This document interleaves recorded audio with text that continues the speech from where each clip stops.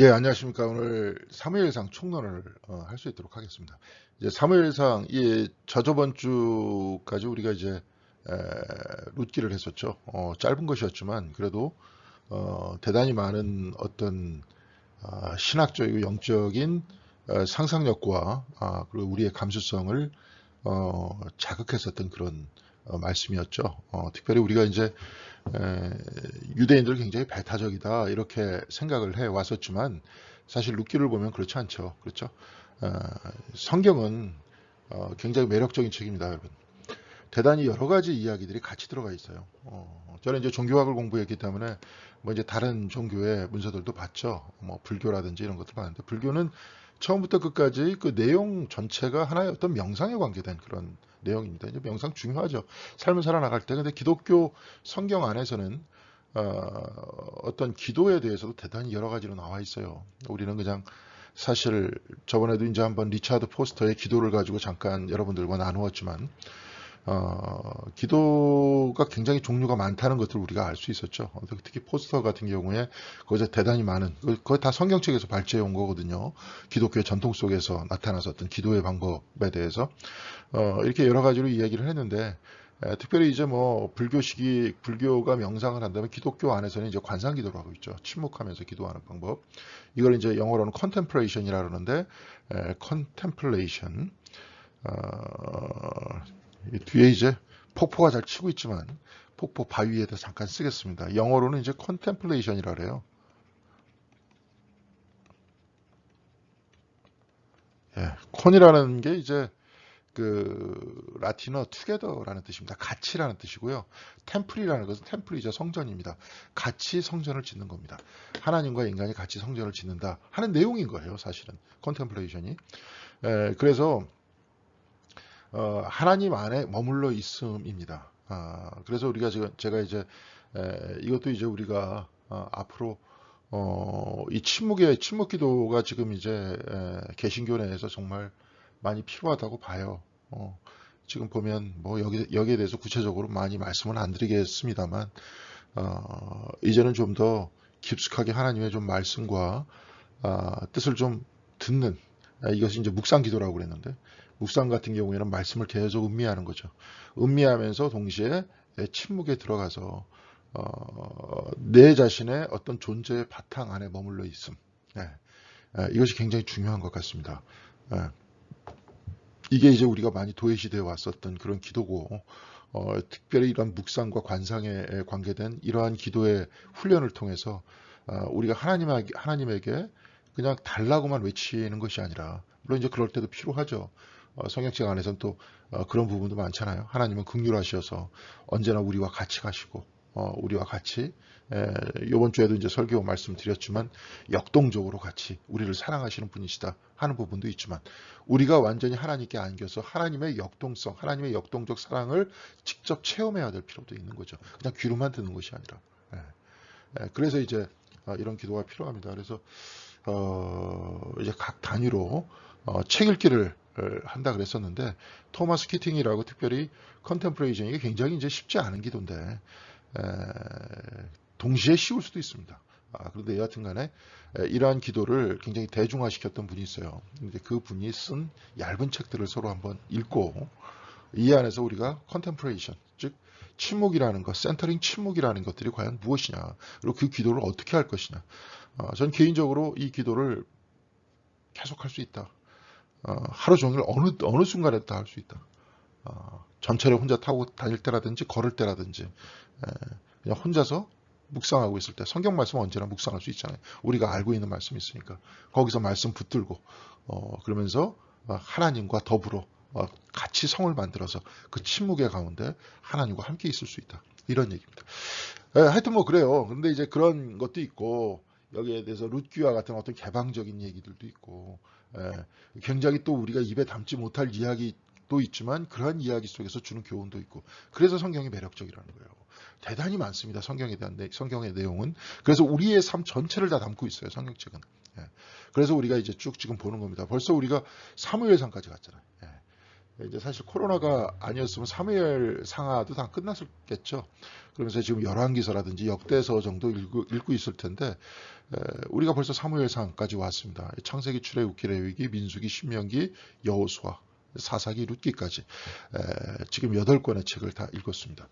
그리고 나서 이제 물론 계속 읽어야 되겠지만 이제 앞으로도 계속 읽으면서 성경의 말씀을 계속 읽고 어느 방향에서부터 다양한 방향으로 한번 읽어보면서 이 성경이 우리에게 주는 그러한 교훈들을 깨달아 왔으면 좋겠어요. 아까도 컨템플레이션 이런 관상이라는 그 기도와 동시에 메디테이션, 묵상이라는 기도를 이야기를 했었는데요. 성경책을 이렇게 쭉 읽고 지나가는 것도 있지만 말씀과 아주 친밀해지면서 그 말씀을 좀 더 깊이 있게 읽고 반복적으로 읽으면서 이것이 과연 나에게 오늘 무슨 메시지를 주는가. 특별히 설교의 말씀 속에서는 그 말씀을 좀 더 깊이 묵상해서 여러분들과 나누지 않습니까? 여러분들도 다시 그 말씀을 받아서 성경 말씀을 받아서 이것이 과연 나에게 어떤 의미들을 주는가. 이런 것들이 켜켜이 쌓이다 보면 어느 순간인가 그렇죠. 점점점 나의 관심이 세상을 향한 관심에서부터 성경 중심에 동시에 하나님 나라를 향한 관심으로 바뀌는 거죠. 예. 언젠가 한번 이제 아브라함, 여호수아, 헷셀의 말씀을 드렸습니다. 우리가 과거에는 무슨 뭐 세상 중심의 삶 속에서 보충하는 것이 신앙이다. 보통 이제 세상 사람은 다 그렇게 생각을 하죠. 예. 그래갖고 이제 여러 가지 요소 중에서 어떤 종교와 교회 다니는 것들도 있는데 이것이 이제 내가 돈 벌고 내가 유익하게 살기 위해서 얼마만큼 나한테 보탬이 되느냐. 그래갖고 일주일에 한 번씩 교회 가가지고 좀 스트레스 좀 풀고 내적으로 풀고 다시 열심히 일해가지고 돈 많이 벌고 이게 이제 사람들이 생각하는 어떤 신앙에 대한 이야기인데 아브라함, 여호수아, 헷셀은 뒤집어서 얘기했어요. 교회가 세상을 향해서 있고 그러니까 성경 말씀이 세상을 향해서 있고 주일날이 일주일을 향해서 있는 게 아니라 일주일이 주일을 향해서 있고 나 자신은 전체 삶이 어디를 향해서 있어요? 하나님을 향해서 있고 성경을 향해서 있고 그러니까 일주일 내내는 뭘 준비하는 날이냐? 안식일을 준비하는 날이라는 거예요. 하나님과의 만남을 준비하는 날이라는 거. 물론 하나님과 매일매일 만날 수 있고 매 순간 만날 수 있지만 절기상으로 우리의 어떤 시간의 진행상으로 안식일을 향해서 있으면서 하나님께로 향해서 가고 있다는 겁니다. 이게 진짜 기독교인과 진짜 신앙인과 그냥 교회 다니는 사람과의 차이점인 거예요. 신앙인은 뭐냐? 항상 신앙 중심의 삶을 삽니다. 그렇게 하다 보니까 삶이 정리가 되는 거예요. 신앙적 삶이라는 게 과연 어떤 거냐? 내가 해야 될 것이 있고 하지 말아야 될 것이 무엇이냐? 내가 하나님과 동행하는 것이 무엇이냐? 제일 깊이 들어가면 그 다음에 체험이 있는 거죠. 아까도 이 컨템플레이션, 이 관상, 그 묵상 기도를 통해서 그 하나님과 동행하면서 세상이 줄 수 없는 그 깊은 평화라는 것들이 무엇이냐 하는 것들을 자기가 체험하게 되는 거죠. 그러면서 세상을 이기게 되는 거예요. 세상이 돈으로서 물질로서 나한테 주지 못하는 큰 기쁨을 내가 이 안에서 얻을 수 있으니까. 그리고 정리가 되는 거죠. 우리 삶은 언젠가 다 끝납니다. 여기서 그냥 막 이렇게 해가지고 하지만 여러분이 무슨 우리나라에서 가장 성취했고 성공했다는 그 사람들의 이야기를 쫙 들어봐야 그 사람 다 죽으면 끝이잖아요. 누가 더 이상 그 사람에 대해서 관심 있습니까? 그리고 더 엄밀하게 따져서 우리는 타자에 대해서 별 관심이 없습니다. 사실은. 동시에 다른 사람은 나에 대해서 별 관심 없어요. 그러면서 계속 그 사람들의 눈을 의식하고 세상을 의식해서 그리고 계속 텔레비전에서 뭐 성공한 사람 무슨 사람 보여주니까 거기에 대해서 관심 있고 뭐 어쩐다 그러지. 예? 옛날 영화배우 다 그냥 시절 지난 영화배우 다 기억합니까? 얼마나 새로운 연예인들이 계속 나오는데. 그리고 거기서 그런 사람들은 영원한 줄 알겠죠. 자기 자신의 젊음과 아름다움이. 그렇지 않잖아요. 네. 자, 그래서 신앙은 구체적으로 끝을 보는 건데 이것이 또 끝이 아니잖아요. 신앙인들한테는. 그렇죠? 그러면서 영생을 향해 있잖아요. 여기 있는 이 세상만을 향해서 있다 사라지는 세상. 별 관심도 안 두는 세상. 내가 막 최고다 얘기해갖고 좀 더, 물론 이제 돈이 많고 좀 물질이 있으면 편리는 하겠죠. 그것이 그냥 최고의 가치다라고 막 생각을 하고 있지만. 그래서 뭐 요즘에 뭐 정치인들 뭐 보면은 뭐 어디서 돈 받았다 지금 막 난리지 않습니까? 그러면서 우리 서민들 어떻게 사는지도 알지도 못하면서 자기들끼리 한번 권력 잡아보겠다. 내가 웃기는 노릇인데요. 다들 그걸 보면 정말 재밌습니다. 이런 사람들. 그러면서 그냥 때만 되면은 사람들 앞에서 굽신굽신거리다가 위치 딱 잡으면은 그냥 봐도 아는 체도 안 하고 그냥 잘난 체하고 앞에서. 근데 그런 삶이 부럽다라고 자꾸 세상은 만들어주지만 웃기잖아요. 자, 그래서 우리는 세상을 향해서 있어야 되는 거예요. 그래서 자꾸 말씀 읽으면서 하나님께로 향하려고 그러고, 그런 삶을 살려고 하는 거죠. 그래서 우리들도 성경 말씀 배우는 거고, 이 말씀 안에서 진리를 깨달으려는 거고, 그런 겁니다. 자, 그렇습니다. 그래서 우리가 사무엘상 총론을 한번 살펴보겠고요. 저 위에서, 이게 아마 미국의 이제 요세미티 공원 같은데 잘은 모르겠습니다. 거기에 있는 그 커다란 안반 위에서 흐르는, 근데 그것도 다 깎여 있잖아요. 저렇게. 세상은 흐르고. 바위도 다 저렇게 깎여나가고 좀 유구하고 무궁한 것 같은데 저걸 보면서 우리가 경이롭게 생각을 했지만 동시에 영원하신 분은 하나님 뿐이시고 동시에 하나님께서 저런 모든 모습들을 우리들에게 선물로 주시고 세상을 또한 아름답게 창조하고 계신다 하는 것들을 고백하면서 가는 세상과는 다른 삶을 사시는 여러분들이 되시기를 바라겠습니다. 자, 한번 보겠습니다. 자, 총론을 보겠습니다. 이 총론이 원래 이거 두 개만 가지고 우리가 다 설명할 수는 없어요. 굉장히 복잡하고 많은데 이것은 뭐 조금씩 하겠습니다. 이거 뭐 그런 식으로 따지다 보면은 올해 안에, 그러니까 한 올해 안까지는 아니더라도 한 달, 두 달 정도 사무엘상 총론만 이야기를 해야 될 거예요. 그러니까 이제 간단하게 얘기를 하면 사무엘서의 저자는 누구냐? 우리는 보통 딱 알면은 사무엘서 딱 얘기됐으니까 사무엘이 썼을 것이다. 모세 오경이다 얘기하니까 모세가 썼을 것이다. 이제 이렇게 이야기를 하고 있죠. 근데 실질적으로 뭐 우리만 그러는 것이 아니라 탈무드 전통도 그래요. 이게 보면은 유대 탈무드 전승에 의하면 사무엘서는 사무엘이 사사기와 함께 쓴 것으로 전해지죠. 근데 사무엘서 보면 사무엘이 중간에 죽잖아요. 그러니까 사무엘이 죽기 전까지 사무엘서를 썼다. 뭐 이런 식으로 이제 기록을 하고 그렇게 믿고 있는 거예요, 이 사람들은.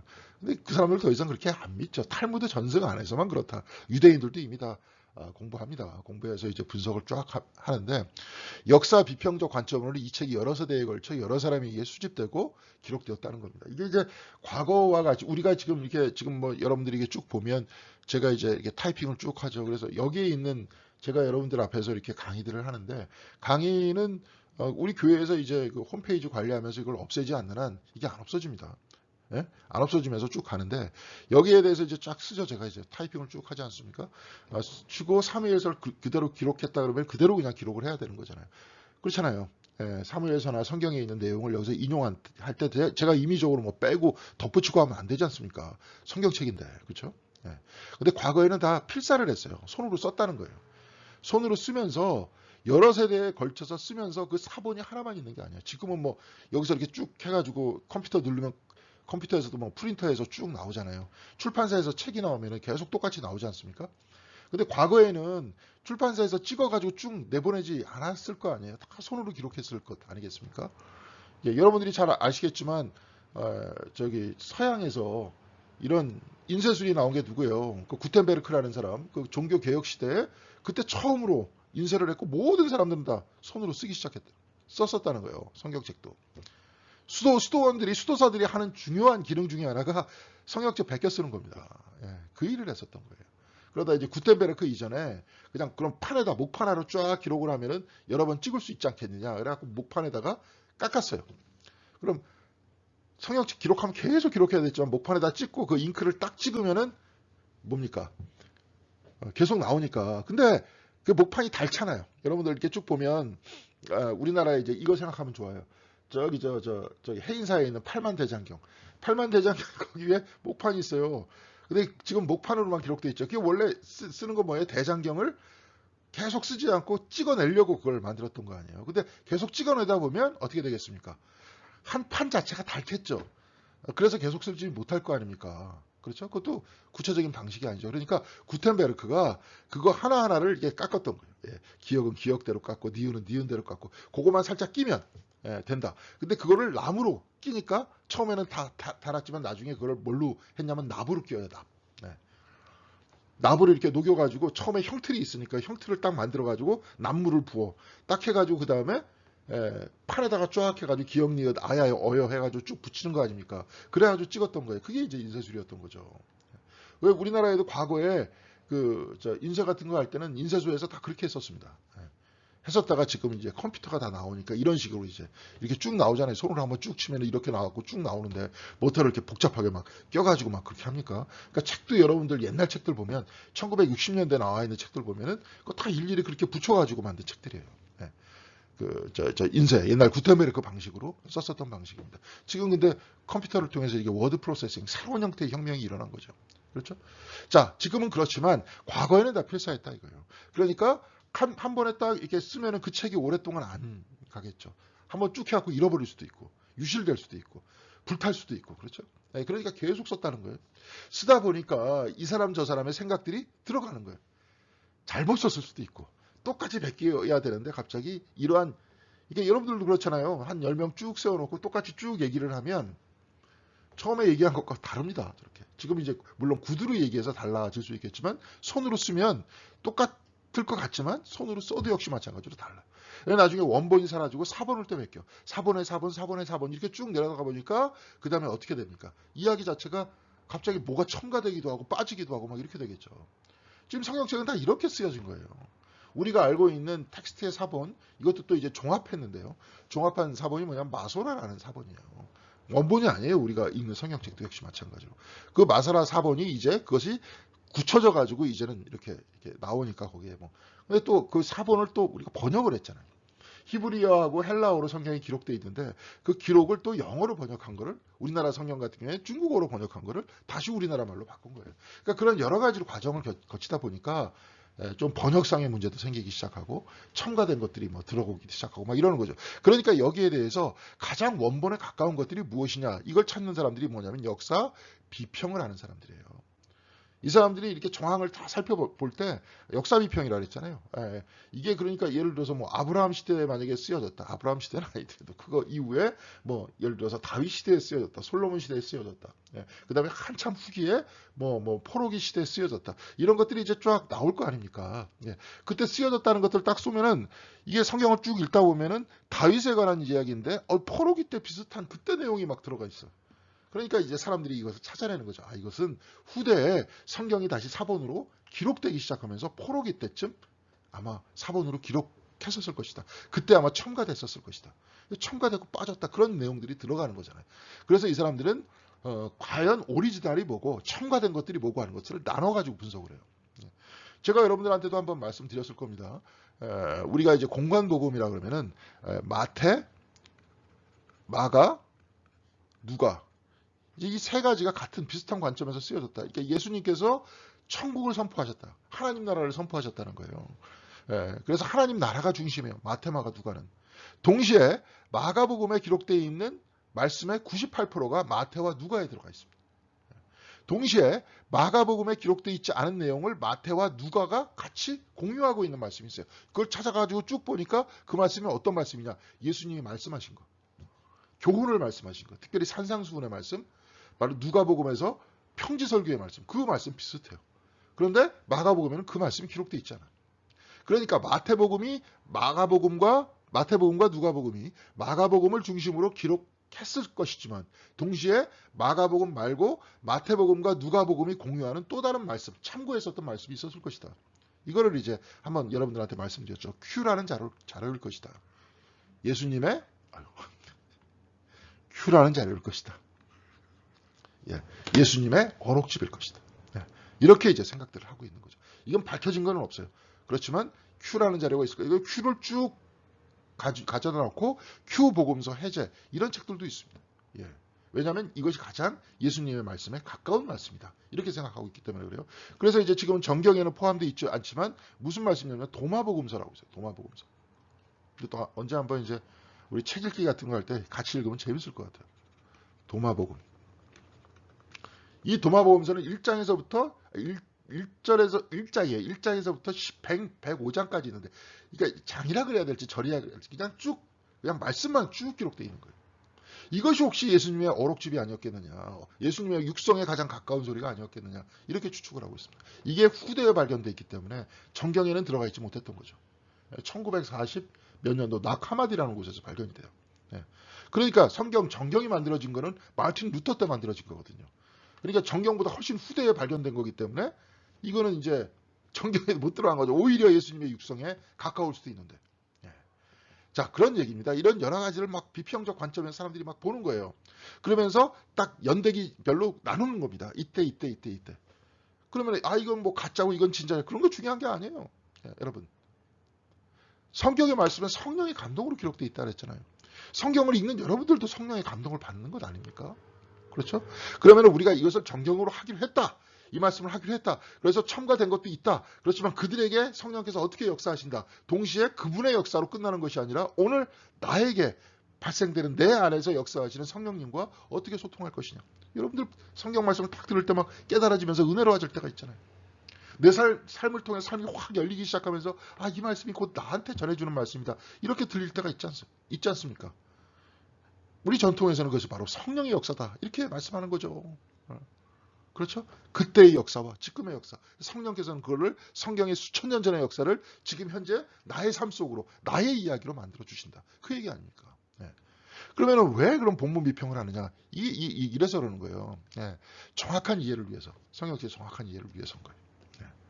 그냥 막 이렇게 쭉 하다가 말이 앞뒤가 안 맞는 얘기가 있을 수도 있어요. 뭐 신약 성경에서도 예수님이 막 말씀하셨다가 중심 주제로 쭉 말씀하시다가 이 말씀하시다 저 말씀하시다 막 이래.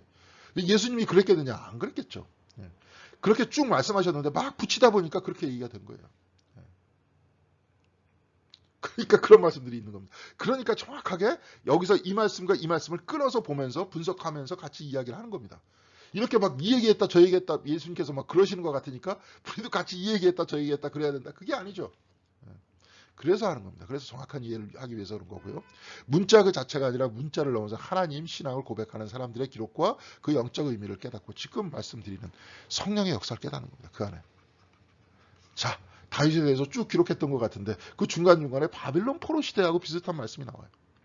그것을 일괄적으로 읽지 않고 끊어서 다윗에 관한 말씀은 그때 당시 시대적 상황 속에서 읽고 그때 당시의 의미 속에서는 바로 이 의미일 것이다라는 것들을 우리가 알고 동시에 이것을 우리에게 끌어들여서 동시에 우리의 의미를 받아들이고 바빌론 포로 이후의 이야기들은 또 나름대로 바빌론 포로기의 그때 당시의 상황과 맞추어서 동시에 그때 당시의 사람들이 어떻게 하나님을 만나고 하나님과 동행했던가 그들이 어떻게 삶 속에서 성령의 역사 안에서 하나님의 말씀을 기록했던가 그 이야기를 동시에 우리의 이야기로 끌어들여야 되는 거죠.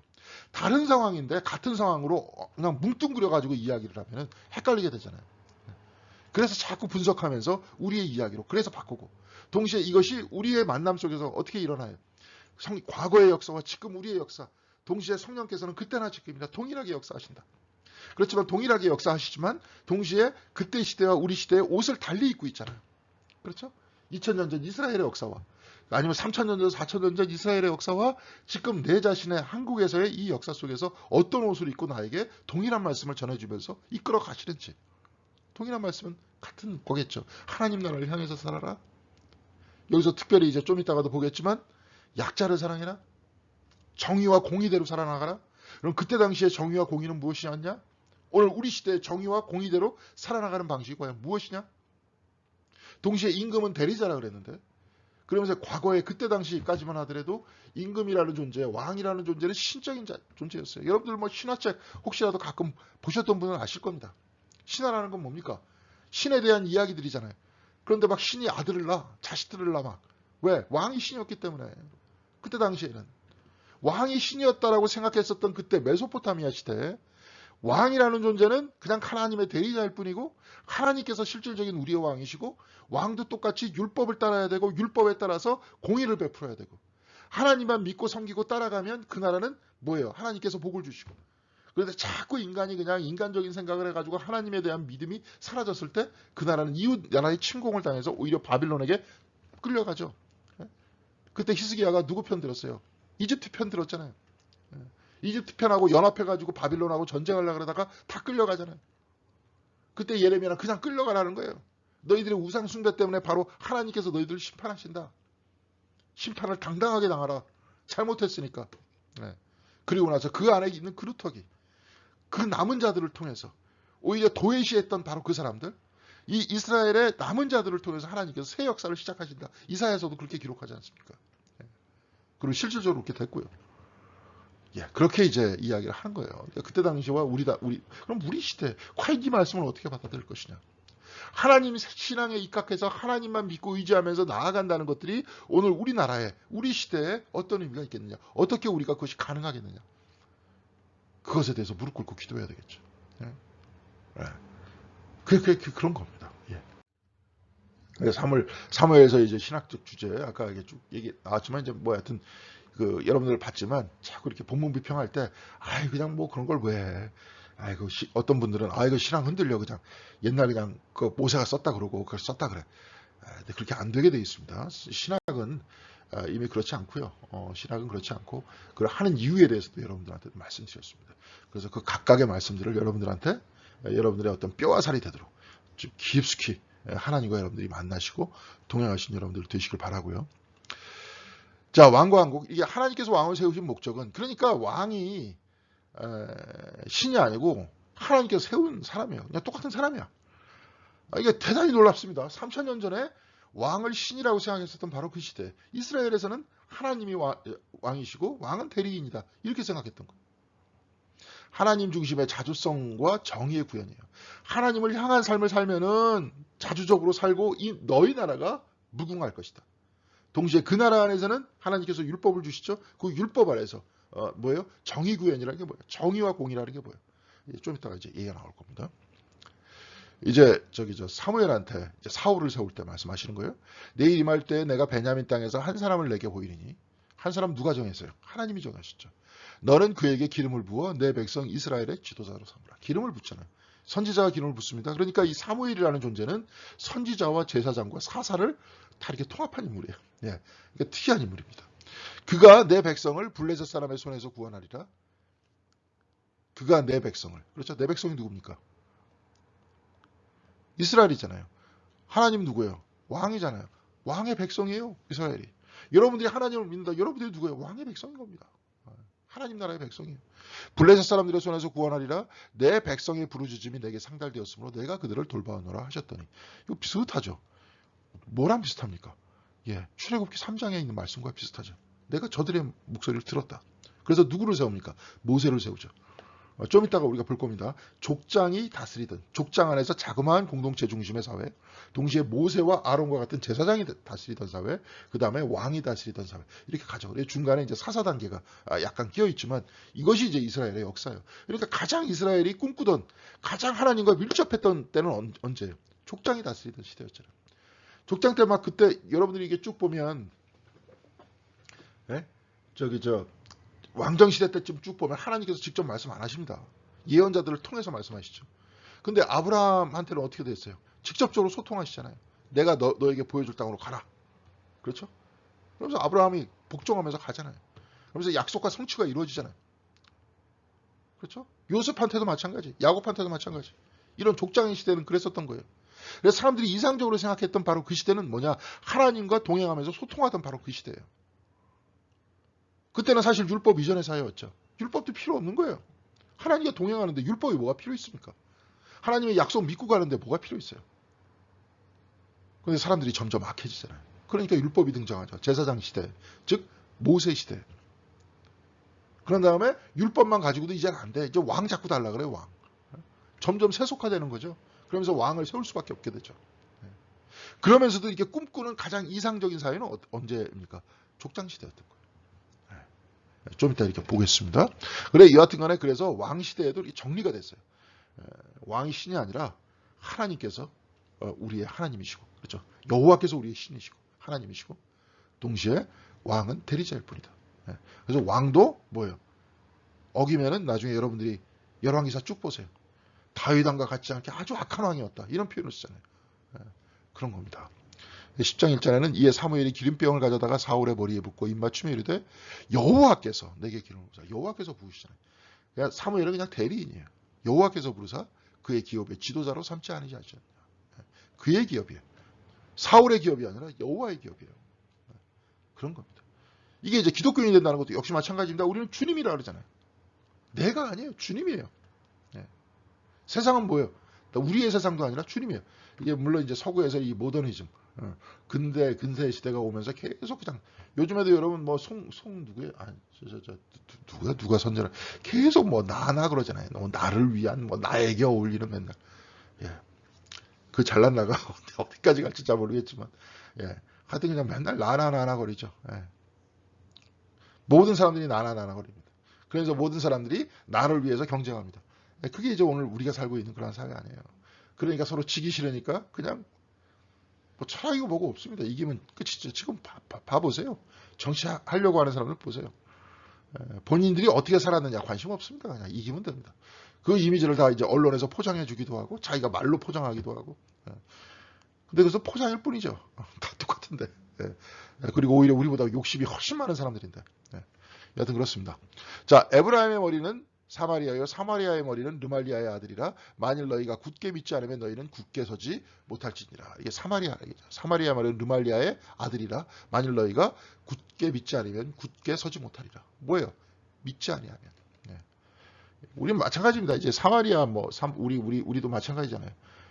우리의 머리가 이제 모든 것들을 다 그거 하니까 우리는 한민족이잖아요. 우리의 머리는 한민족이다. 대한민국이다. 대한민국의 머리는 누굽니까? 예, 뭐다. 우리는 예를 들어서 동아시아 사람이다. 동아시아 사람의 머리는 누구냐? 그래갖고 모든 인간은 누구냐? 호모사피엔스다. 호모사피엔스의 머리는 누구냐? 하나님이시다. 우리는 믿지 않으면 우리 굳게 서지 못할 것이다. 하나님을 믿어라. 이렇게 되잖아요. 그래서 왕도 하나님이 세웠고 왕은 대리라는 거죠. 대리. 그 왕을 중심으로 하나님에 대한 절대적 의지함이 나라를 자주적으로 세울 수 있다는 거예요. 마찬가지입니다. 자, 그래서 열왕기상 10장 9절에 보면 이게 이제 전체적으로 사무엘서만 얘기하지 않고요. 지금 왕에 대해서, 그러니까 이제 그 국가에 대해서 지금 얘기하기 때문에 여기에 대해서 조금 열왕기상 예레미야 다 이렇게 들어서 말씀하는 겁니다. 여호와께서 당신을 기뻐하사 이스라엘 왕에 올리셨고 여호와께서 영원히 이스라엘을 사랑하심으로 당신을 세워 왕으로 삼아 정의와 지금 공의를 세우게 하셨나이다. 왕이 세웠고 하나님이 왕을 세웠고 왕이 해야 되는 건 뭐예요? 정의와 공의를 행해야 되는 거예요. 이게 왕의 의무예요. 그렇게 정리가 된 겁니다. 제일 좋은 게 족장시대인데 어차피 지금 왕이 세워진 이 시대다. 그럼 이 시대는 어떻게 해야 되느냐? 정의와 공의를 세워야 된다. 그렇게 못 세우면 악한 왕이에요. 근데 정의와 공의는 뭐냐? 예레미야서 22장 3절에서부터 4절, 5절까지 보니까 여호와께서 이와 같이 말씀하시되 너희가 정의와 공의를 행하며 정의와 공의 똑같이 나오죠. 탈취당한 자를 압박하는 자의 손에서 건지고 탈취당한 자를 압박하는 자, 능동하는 자, 즉 지배하는 자에서 지배당하는 자를 건져내는 거예요. 이게 공의입니다. 그러니까 이스라엘이라는 나라를 세운 이유는 하나님께서 공의를 세운 나라는 어떤 거예요? 지배하는 자, 지배당하는 자가 없게 해야 되는 거예요. 하나님 안에서 다 하나가 돼야 되는 거예요. 그렇죠? 근데 우리도 지금 민주주의 사회까지 다 왔다 그래도 안 그렇잖아요. 우리는 지금 뭐에 의해서 지배하고 지배당합니까? 물질이잖아요. 돈에 의해서 지배하고 지배당하지 않습니까? 이게 우리 시대를 움직이는 가장 강력한 힘이지 않습니까? 그래서 여기서 이렇게 나오잖아요. 이방인과 고아와 과부를 압제하거나 학대하지 말며 그 구체적인 것들이 탈취당한 자를 구원하는 방법은 뭐예요? 이방인과 고아와 과부예요. 이들을 하나님께서는 나중에 뭐라고 말씀하시냐면 내 백성이라고 그래요. 내 백성. 이방인까지도 내 백성에 들어가요. 이방인까지도. 그러니까 나중에 바울이 그렇게 자꾸 얘기하는 거예요. 이방인 사도다. 이방인 접붙임을 받았다. 이런 이야기를 할 수 있는 근거가 예레미야서 신명기서에서 나와요. 이방인 나그네들과 같이 먹어라. 하나 되는 거예요. 무죄한 피를 흘리지 말아라. 무죄한 사람들도. 피를 흘리는 무죄한 사람들도 하나님의 백성인 거예요. 지금 이때부터 이미 이런 굉장히 고차적인 생각들을 했던 겁니다. 너희가 참으로 이 말을 준행하면 다윗의 왕에 앉을 왕들과 신하들과 백성이 병거와 말을 타고 이 집 문으로 들어오게 되리라. 너에게 복 준다는 거예요. 이렇게 하면은. 복 줄 수 있는 근거는 정의와 공의를 세우는 것인데 약자를 사랑하고 그들에게 뺏지를 말아라. 그러나 너희가 이 말을 듣지 아니하면 내가 나를 두고 맹세하노니 하나님께서 말씀하시는 거예요. 이 집이 황폐하리라. 하나님은 그럼 누구의 편입니까? 내 백성의 편이에요. 내 백성은 누구예요? 눌린 자들이에요. 그리고 더 넓은 의미에서 바라보면 뭐예요? 모든 사람들이 왕도 그냥 신이 아니라 그랬잖아요. 하나님께서 그냥 쓰신 존재라 그랬잖아요. 모두가 평등한 존재라는 거죠. 그래서 하나님이 왕을 세우신 이유는 정의와 공의를 세우는 것인데 이는 눌린 자를 구원하고 이들을 압박하지 않는 것이다. 하나님이 왕을 세우고 법과 질서의 왕을 세웠고요. 하나님이 왕을 세우시는 거예요. 법과 질서의 목적은 정의와 공의이며 나아가 이것은 왕만의 것이 아닌 누가 지켜야 돼요? 여러분들과 제가 지켜야 됩니다. 이게 율법의 의미입니다. 율법을 지키는 의미는 정의와 공의를 세우기 위해서 내 삶 속에서. 그렇죠? 나도 내 삶의 주인이니까. 동시에 나의 주는 누구예요? 하나님이시니까. 그렇게 살아야 되는 거예요. 자, 그래서 이스라엘 왕국의 형태 보겠습니다. 아까 쭉 여러분들한테 말씀드렸지만 족장 시대가 있었다. 그 다음에 제사장 시대가 있었다. 그 다음에 왕국 시대가 있었다. 그러면서 가장 이상적인 사회는 족장 시대였다. 이렇게 알고 있으면 될 것 같습니다. 구약 시대 이스라엘에서는 하나님이 왕으로 이제 인식됐어요. 예레미야서 46장 18절 보면 만군의 여호와라 일컫는 왕이 이르시되, 왕이에요 하나님이. 지금 있는 저 다스리는 왕이 아니라 하나님이 왕이에요. 하나님은 또 누구의 왕이에요? 만군의 왕이에요. 모든 임금 위에 있어요. 그럼 모든 임금은 다 누구예요? 하나님 아래에 있어야 되는 거예요. 그러니까 이스라엘 왕만이 아니라 저 바빌론 왕도 마찬가지, 페르시아 왕도 마찬가지, 다 하나님의 정의와 공의를 실현해야 되는데 실현하지 못하면 어떻게 되는 거예요? 치는 거죠. 그렇죠? 나의 삶으로 맹세하노니 그가 과연 산들 중에 다볼같이 해변의 갈멜같이 보이리라. 하여튼 뭐 이게 중요한 게 뭐냐면 만군의 여호와라 일컫는 왕이다. 나중에 그래서 멜기세덱은 뭐야? 나의 왕은 의로우시다. 말기엘이라는 말이 나오는데 창세기 46장 17절에 야훼는 하나님은 나의 왕이에요. 옛날에 아마 야훼라 그랬었을 것이다. 여호와가 아니라. 그러니까 여하간에 야훼는 나의 왕이라 그랬던 거예요. 예. 나의 왕은 누구예요? 하나님이시죠. 그러니까 의로우시다. 멜기세덱이라고 여러분 아시잖아요.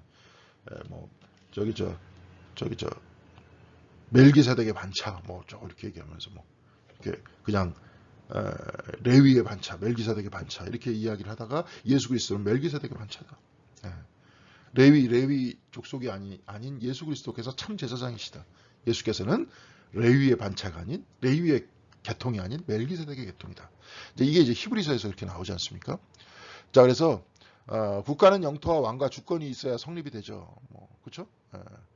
이제 이제는 왕이 아니라 이제 국민이죠. 이제 영토, 국민, 주권 이렇게 얘기하는 게 3대 이제 원칙인데 다윗 왕 이전에는 영토와 주권은 없이 하나님만이 존재하는 시대였어요.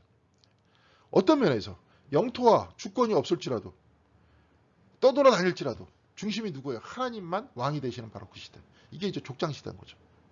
주권이라는 건 국가가 생겨야 만들어지니까. 이 사람들은 그러면은 주권이 딴 나라는 주권이 있고 나한테 없으면 맨날 당할 거 아니에요. 이 사람들이 꿈꾸는 건 뭐예요? 모든 사람의 주권이 없어. 다 모든 사람들이 뭐예요? 하나님만 섬기는 바로 그 시대. 정말로 이상적인 시대는 성경 안에서 말씀하는 국가라는 것들보다도 국가는 전쟁을 통해서 만들어지는 것 아닙니까? 국가가 성립되기 위해서 항상 군인이 있어야 되고 탱크가 있어야 되고 이런 게 있어야 되잖아요.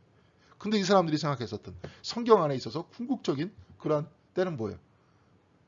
하나님만 의지하는 족장과 하나님과 소통하면서 살아갔듯이 하나님만 의지하면서 살아가는 세대. 여러분 천국은 어떨 것 같아요? 천국. 이런 국가, 영토, 주권, 탱크 이런 게 있을 것 같아요? 아니면 모든 사람이 하나님만 의지하면서 살아나갈까요? 예, 그렇죠. 예. 예수님의 하나님의 나라가 예수님께서 말씀하시는 하나님의 나라는 어떤 나라일까요? 이런 영토와 왕과 주권이 있는 바로 그 나라를 이야기할까요? 아니면 하나님이 중심이 되는 그 나라를 이야기할까요?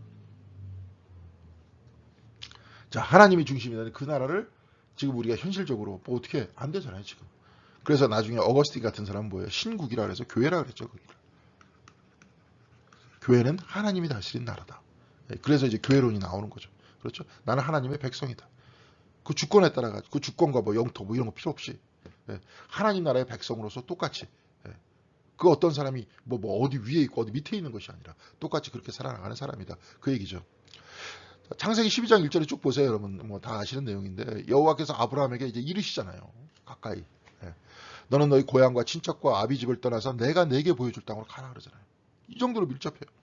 내가 너로 큰 민족을 이루고 내게 복을 주어 내 이름을 창대하게 하리니 너는 복이 될지니라.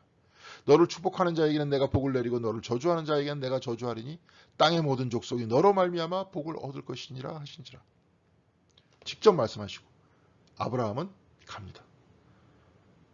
가라 그러면 가고 멈추라 그러면 멈춰요. 이 이상사회는 어디에 돼 있었던 거예요? 족장 시대에 됐던 거예요. 그러면 우리의 신앙의 중심도 우리가 이런 시대에 가 있기를 원하는 거 아닙니까 지금? 하나님이 가라 그러면 가고 멈추라 그러면 멈추고 하나님과 소통하기를 원하고. 자, 그래서 아까도 컨템플레이션이다, 기도다, 말씀 읽기다 이런 거 하는 거예요. 지금도 하나님께서 중심이신데 우리가 자꾸 이런 걸 만들어서 이 시스템 안에서 우리는 살아요. 그럼 이 시스템 안에서 그럼 하나님 중심의 삶을 우리는 어떻게 살아나가야 될까? 이것도 연구를 해야 되겠죠. 아까도 왕위에 하나님이 있다라고 바라봤듯이 우리도 마찬가지예요. 지금 왕과 같은 사람 누구예요? 우리가 선출하지만 대통령이죠. 그럼 민주시대다 그래가지고 그럼 우리가 국민이 주권의 어떤 가장 중심이다. 물론 그렇게 하지도 않지만 말로만 그렇게 하지만 그럼 우리는 뭘 봐야 되는 거예요? 그 위에 있는 하나님을 봐야 되는 거예요. 저 사람이 정의와 공의를 공의대로 사느냐 못 사느냐 그게 중심이 돼야 되는 겁니다. 그 어떤 사람이 되든지 그 사람을 지지하겠다 해서 그 사람이 전부다 그러면은 과거 왕정에서 왕을 신으로 생각하는 것과 비슷한 거죠. 지금은 그 사람보다도 지금 신자유주의 시대라 그러잖아요. 정치가 경제를 통제하는 시대가 아니라 경제가 정치를 통제하는 시대예요. 지금 우리나라에서 가장 큰 기업인 삼성이 아마 정치인들보다 가장 힘이 더 셀 거예요. 옛날에는 현대, 정주영 같은 사람, 그 사람 힘이 더 셌잖아요. 마치 그런 것과 같이. 그러면은 그것도 역시 똑같이 하나님의 정의와 공의에 따라 가지고 그 어떤 것이에요. 네. 거기서 그 회사에서 나오는 그 어떤 물질과 이득금과 물론 다 돈 벌겠다고 하는 거겠지만 같이 나누고 살아야 된다. 우리 이런 생각하게 되는 거 아니에요? 성경책에서는 그렇게 기록되잖아요. 아까 고아와 과부 마찬가지로. 자, 그러기 싫다는 사람 그렇게 얘기할 수 없잖아요. 그러니까 이제 우리가 교회 안에서 그렇게 그런 사람들과 같이 사는 거 아닙니까? 돕기도 하고 그러는 거 아니에요? 예. 교회에서도 우리 앞에 붙여져 있지만 제3세계 아이들 도와주는 거 아닙니까? 작은 교회들 도와주는 거 아니에요? 그게 그래서 그런 겁니다. 비록 적은 액수지만 그들과 같이 가기 위해서 그랬다는 거죠. 그래서 왕국 이전 하나님이 다스리던 그 나라의 구성은 약속과 성취였죠. 이 시기에 인간의 불가능은 하나님의 가능으로 아브라함에서 아브라함으로 바뀌죠. 그러면서 가라 그러니까 가죠. 75세에 완전히 그냥 거기에 75년 동안 살았던 사람 아닙니까? 죄송합니다. 예? 거기에 이렇게 그냥 거기에 완전히 익숙해져 있는 사람이 떠나라니까 떠나잖아요. 약속 하나 붙들고 가잖아요. 그게 믿음인 거예요. 사라도 사내라 그랬었을 때 아이를 못 낳을 것이다. 근데 출생하잖아요. 하나님이 다스리심으로 인간과 하나님은 가깝게 인식됐고요. 어쩌면 이스라엘이 구체적으로 바라던 이상사회는 바로 족장시대라는 거죠. 바로 족장시대를 어떤 면에서 구현시키고 있는 것이 지금 교회인 겁니다. 네. 그러니까 여기서 우리들은 하나님과 밀접해야 돼요. 밀접할 수 있는 게 뭐예요? 말씀이죠. 기도죠. 그렇죠? 동시에 우리의 봉사죠. 우리 이렇게 살고 있잖아요.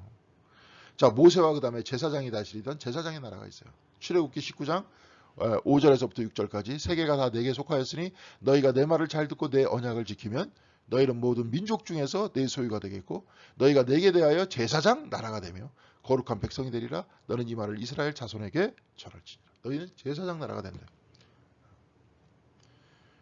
우리는 이제 불가능하죠. 이제 우리는 다원화된 사회, 종교가 여러 개 있는 사회잖아요. 우리가 기독교가 다 지배하는 사회가 아닌데.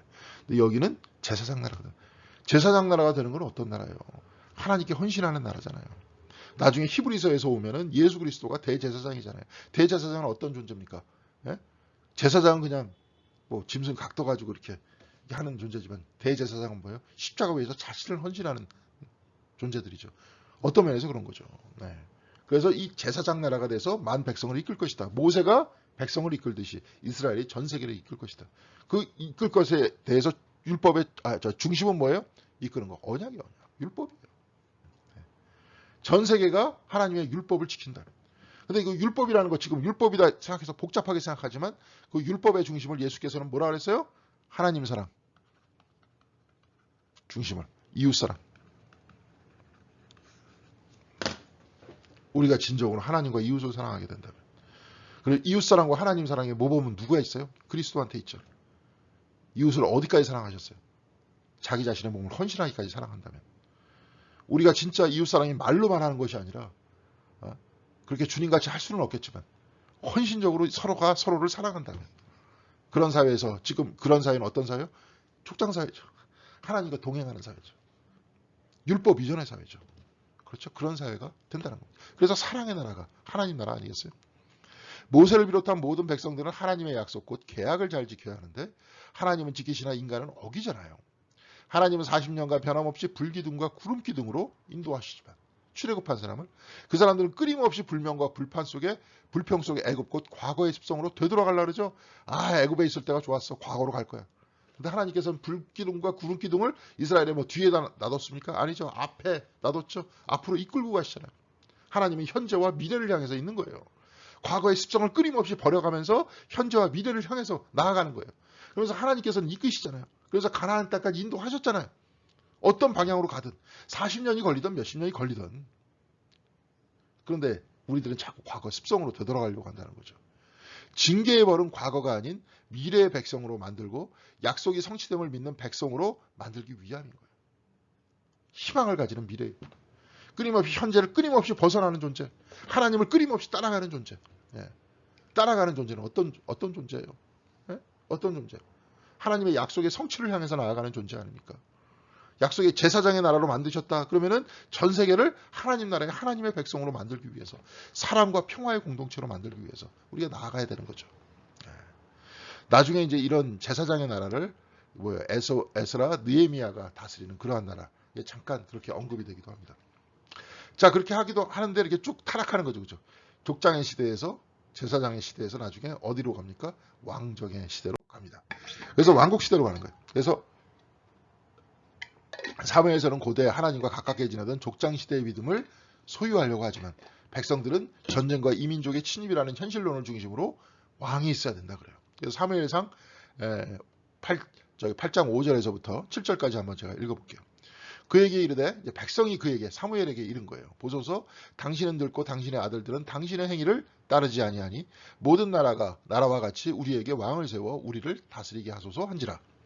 우리에게 왕을 주어 우리를 다스리게 하라 했을 때 사무엘이 그것을 기뻐하지 아니하여 여호와께 기도하며. 이게 기뻐하지 않잖아요.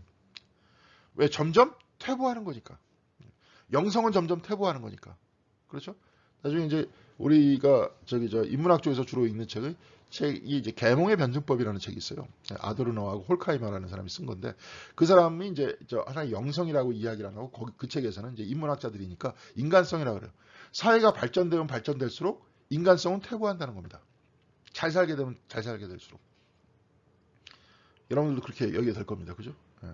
옛날에는 무슨 여기 계신 우리 권사님, 장로님들, 나이 드신 분들 어렸을 때는 결혼했다 뭐 누가 이렇게 돌아가셨다 그러면 그냥 마을에서 같이 다 해줬잖아요.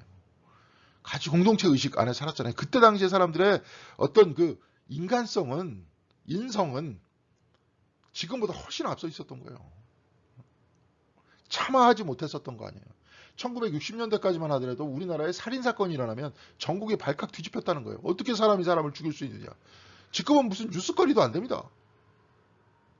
하도 많이 죽여서. 그때와는 60년대, 50년대, 우리 조선시대, 그때와는 비교도 못할 정도로 우리는 지금 잘 살고 있어요. 그런데 인간성은 어떻게 되겠습니까? 철저하게 바닥을 향해서 나아가고 있죠. 영성도 마찬가지입니다. 왜 그럴까? 그러니까 그냥 영육 간의 대립 이렇게 생각하는 사람들이 있는데, 이 부분에 대해서 이해하면서 우리의 삶 속에서 임재하시는 하나님에 대해서 생각하고, 이 특별히 성경도 그렇게 기록되어 있잖아요. 족장 시대를 가장 이상적인 사회로 생각하고 있지 않습니까? 그럼 그 시대를 염두에 두면서 교회가 어떤 방향으로 어떻게 나가야 될지를 생각을 해야 되는 거죠. 그런 면에서 사무엘서는 굉장히 우리들한테 중요한 의미를 지닐 수 있습니다. 그러니까 여호와께서, 하나님께서 사무엘한테 뭐라고 말씀하시냐면, 이르시되 백성이 내게 한 말을 다 들으라. 이는 그들이 너를 버림이 아니요 나를 버려 자기들의 왕이 되지 못하게 하는 것이다. 그럼 현실적으로 대리인을 세워라. 그래서 사울을 세우는 거 아닙니까? 이를 볼 때 왕을 통한 위임 통치는 후대에 정리된 신학이에요. 왕이 있어도 왕이란 존재는 위임받은 존재일 뿐 그 위에 상위 체제는 정의와 하나님 신앙이다. 현실적으로 왕을 없앨 수는 없다. 우리는 족장 시대로 돌아갈 수는 없다.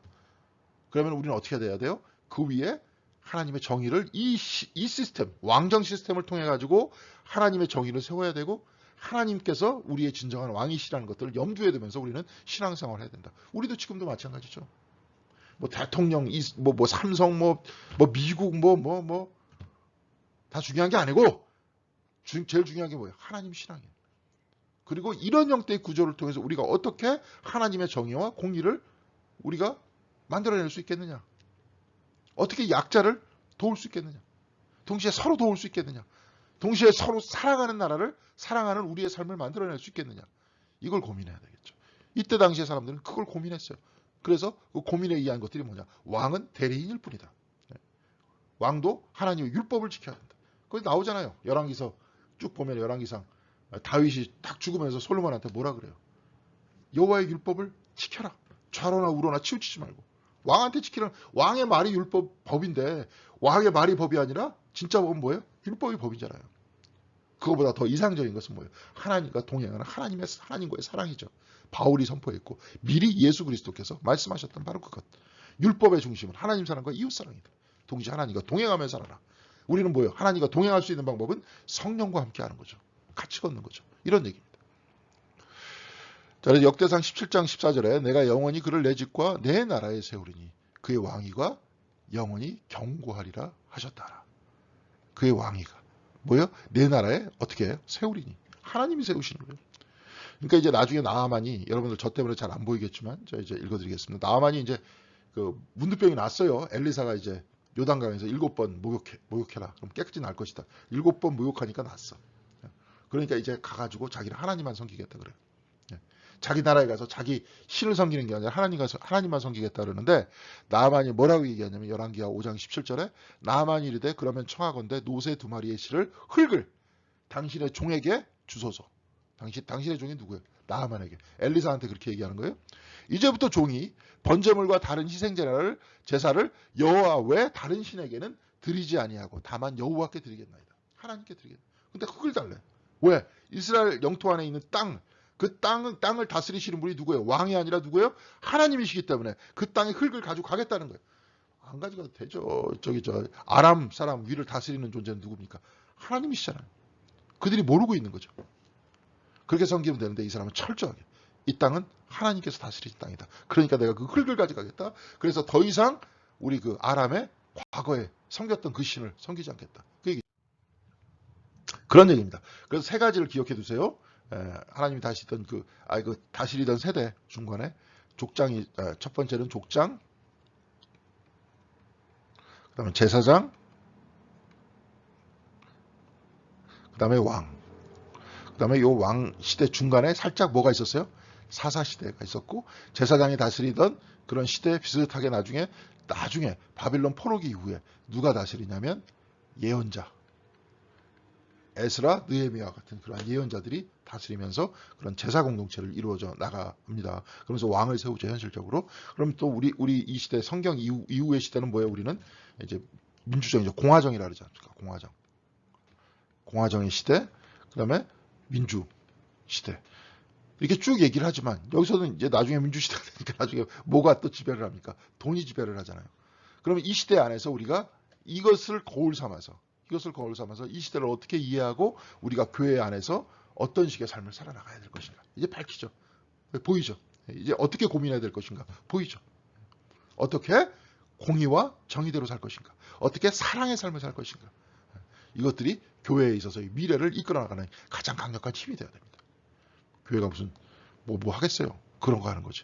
자, 사무엘상의 내용과 구조를 한번 살펴보겠습니다. 한번 쭉 읽고 마치도록 하겠습니다. 이제 사무엘 이야기가 사무엘상 1장 1절에서부터 7장 17절까지 이어집니다.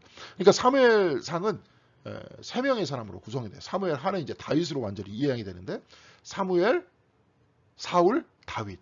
이 사람들에 대한 이야기로 구성되어 있는 것이 사무엘서입니다.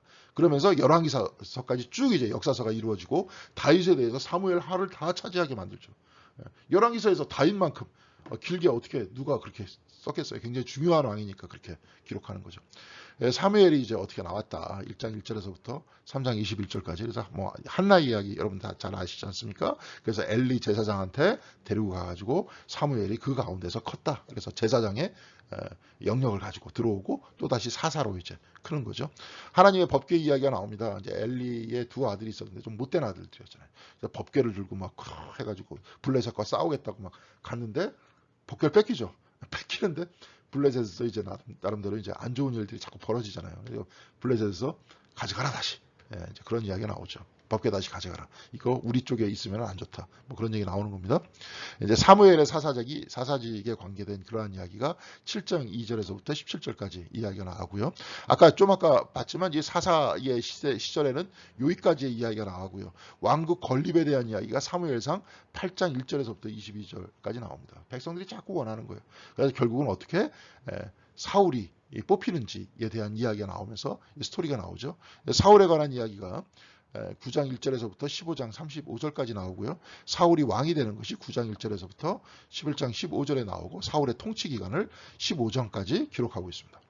쭉 얘기가 나오는데 여러분 잘 아시겠지만 사울은 초창기에 사람이 괜찮았잖아요. 그러다가 안 됩니다. 안 좋은 사람이 돼요. 왜냐하면 저기 블레셋과 싸울 때였죠. 사무엘을 기다려도 오지 않으니까 자기가 제사를 드려버려요. 자, 질서가 나온 겁니다. 아까 하나님께서 이 위에 계시고 그 다음에 왕은 대리자가 있고 이 왕과 하나님 사이의 대리자 안에서 중재하던 사람은 누구예요? 제사장이죠. 제사장이었던 겁니다. 근데 이 제사장의 위치를 없애버리는 거랑 마찬가지예요. 그래서 왕이 실질적으로 그 위치를 뽑아버려 가지고 뭐가 되는 겁니까? 자기 스스로 제사장의 위치와 왕의 위치를 다 갖게 되는 거고 나중에 자기가 다 독점하려고 그러는 거죠. 그렇게 되다 보면 왕이 신이 되는 겁니다. 그러니까 사울을 가지고 그렇게 뭐라 그랬던 거예요. 다윗도 비슷한 행위했어요. 뭐 에봇을 입고 뭐 어쩌고 뭐 막 제사장이 입는 에봇을 입고 막 뭐 어쩌고 그래요. 근데 여러분들 에봇을 쭉 보면은 우리가 이제 민수기도 그렇고 출애굽기에도 그렇고 에봇에 뭐가 기록되어 있냐면 보석이 쭉 12개가 있어요. 12개에 누가 있습니까? 이스라엘 각 지파의 이름들이 각각의 보석으로 이렇게 쫙 돼 있어요. 그래서 에봇을 입고 나중에 다윗이 좀 이따가 이제 볼 겁니다. 쫓아가요. 아말렉을 쫓아가면 내가 아말렉을 잡을 수 있습니까? 없습니까? 그러니까 잡을 수 있다. 그러니까 다윗이 그냥 쫓아가가지고 잡죠. 그래서 다 구해오죠. 쳐가지고. 그건 뭐예요? 끝까지 백성을 위하는 마음이었잖아요. 그리고 에봇까지는 괜찮아. 왜냐하면 다윗은 제사 행위를 하지 않았기 때문에. 그렇죠? 에봇만 입었기 때문에. 동시에 모든 민족을 자기 자신의 지파들을 품어내면서 그들을 위해서 살겠다 그러잖아요. 그럼 다 구해오잖아요. 이게 다윗이 가지고 있는 제사장의 위치는 침범하지 않은 상태에서 하나님과 소통하는 방식이었고 사울은 안 오니까 그냥 자기가 임의대로 제사를 지내버리잖아요. 그러니까 하나님께서 그에게서 떠났다는 거예요. 왜? 자기가 신이 되려고 했었기 때문에. 제사장의 위치만 뽑는 것이 아니라 자기가 하려고 했기 때문에. 자, 그래서 사울과 다윗에 관한 이야기예요. 여기서부터 이제 떠나는 거죠. 하나님의 영이 사울을 떠나기 시작을 해요. 그래서 사울과 다윗의 이야기가 이제 사무엘상 16장 1절에서부터 마지막 절 31장 13절까지 나오는데 다윗을 이제 소개합니다. 여기서 떠나니까 사무엘 보러 이새의 집안에 가가지고 왕을 뽑아라 그런 얘기죠. 그래서 다윗과 이제 그건 후에 나오는 겁니다. 다윗이 잠깐 소개되고요. 다윗과 골리앗에 대한 이야기가 17장 1절에서부터 54절까지 나오고요. 그다음에 이제 사울과 요나단과 다윗의 이제 우정이 나오고 다윗이 이제 하프를 잘 키니까 사울의 뭡니까 궁궐 안에서 하프를 이렇게 치는 그러한 사람으로 되는데 그 사울이 이제 하나님의 영이 사울을 떠나니까 사울이 항상 불안하게 됐다. 악령에 시달렸다. 여러분 보세요. 하나님께서 항상 여러분들과 함께 있다. 하나님과 항상 하나님의 영이 나와 함께 있다. 세상 모두의 근원은 하나님이시고 나는 하나님과 언제나 함께 있다. 그런 단단한 마음을 가지고 있다. 그런 신앙이 흔들려 버렸어. 하나님이 계신지 안 계신지도 몰라. 그렇죠? 내가 죽은 다음에 어떻게 될지도 몰라. 내가 어디서부터 왔는지도 몰라. 내가 왜 살아야 될지도 잘 몰라. 그렇게 되면 여러분은 어떻게 되겠습니까? 불안해 되겠죠. 불안, 초조, 긴장 이런 것들이 다 결합되면 무슨 질병이 걸리냐? 정신병이 걸리죠. 공황장애나 우울증이 걸립니다. 그렇게 봅니다. 하나님을 떠나면 이렇게 돼요. 공황장애가 있음에도 불구하고 하나님 안에서 섬기었던 바로 그 사람들에 대한 또 어떤 신비가적 그 시들도 나옵니다. 몸이 막 불편하고 힘든데도 불구하고 하나님을 따르는 바로 그 사람들. 그런데 지금 이 공황장애나 여러분들 우울증이라는 것들은요. 지금 뭐 그냥 감기 걸리듯이 걸립니다. 왜? 세상이 하나님을 믿지 않기 때문에 그래요. 제가 목사이기 때문에 그런 얘기가 아니라 여러분들 아까 생각해 보세요. 그냥 사이클로지컬하게 심리학적으로 한번 생각을 해보세요. 우리의 신앙은 차치하고더라도 항상 하나님 안에 우리가 있고 하나님으로부터 우리가 왔고 하나님으로부터 왔다가 하나님께로 돌아간다.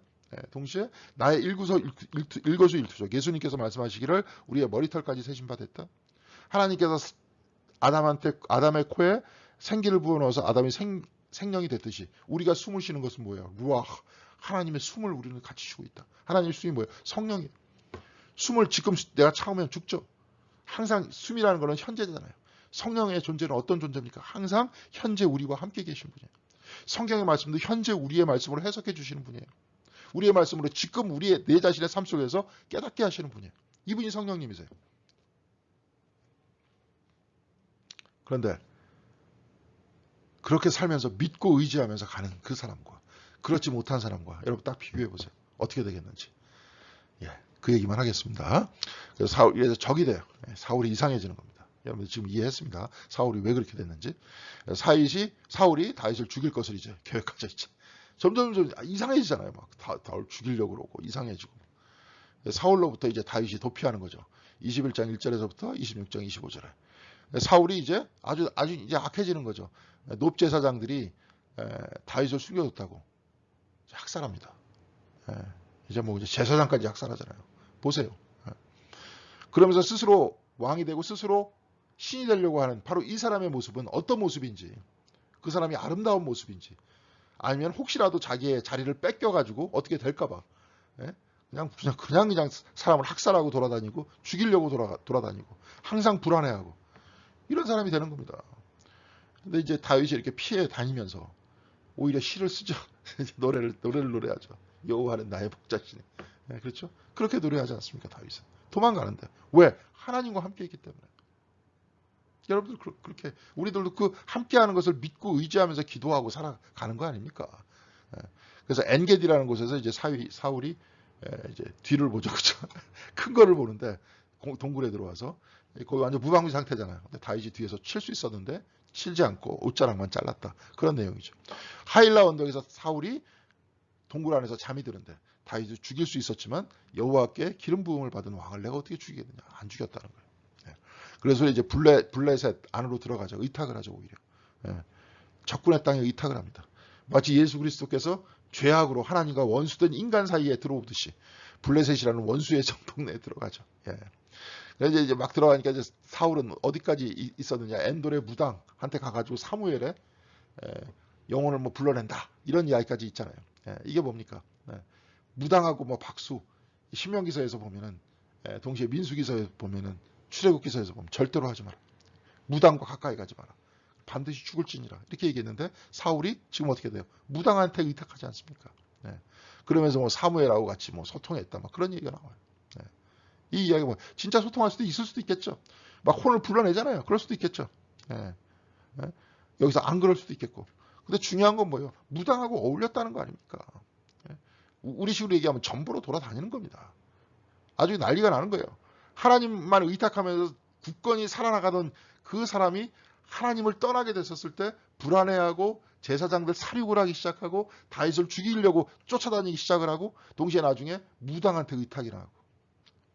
지금 오늘날 우리가 바라보는 우리 주변의 세상하고 똑같잖아요. 하나님을 떠난 사람들의 삶입니다. 성경에서는 역설적으로 하나님의 영이 그를 떠났다 그러지만 우리 같은 경우에는 뭐예요? 떠나는 건 우리죠. 주님께서는 항상 그 자리에 계십니다. 하나님께서는 언제나 생명의 근원이십니다. 우리가 떠나든 떠나지 않든 하나님께서는 우리 생명의 근원이신 것을 우리는 부인할 수 없어요. 자기가 마음속으로 떠났다 그래도 숨은 하나님께서 주시는 거니까. 생명을 하나님께서 주시는 거니까. 그런데 그것을 믿고 의지하면 살아나가는 사람과 믿음이 없이 불안해서 살아나가는 사람과 천지 차이가 있는 거죠. 다윗은 도망가면서도 오히려 사울을 높이면서 여유롭게 생활을 하고.